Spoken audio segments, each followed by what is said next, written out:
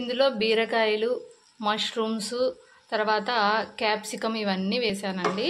అయితే ఇది మనం హెల్దీగా ఎలా తినాలి అనేదాన్ని. కర్రీ అయితే రెడీ అయిపోయింది. నాకు ఆకుకూర కట్ చేసుకున్నాను.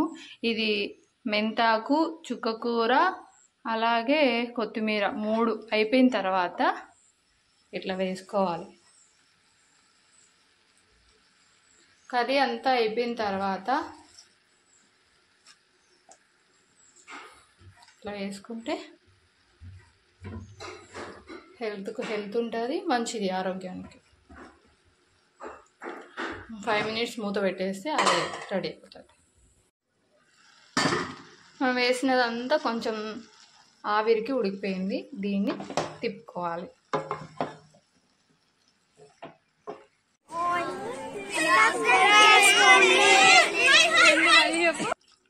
ఒక్క 5 మినిట్స్ ఆగి తినేయడమే. దీంట్లో నేను ఇంకా కర్రీ అంతా అయిన తర్వాత అవిసె గింజలు, ఫ్లాక్స్ సీడ్ పౌడర్ చల్లుతానమాట. నువ్వుల పౌడర్ కూడా వేస్తాను.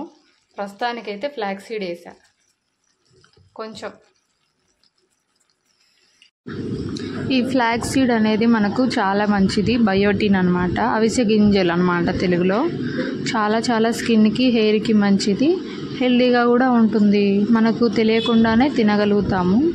మీరు కూడా ఇలాంటి వంటల్ని ట్రై చేయండి. హెల్దీగా ఉండండి, ఆరోగ్యంగా. సబ్స్క్రైబ్ చేసుకోవడం మాత్రం మర్చిపోవద్దు.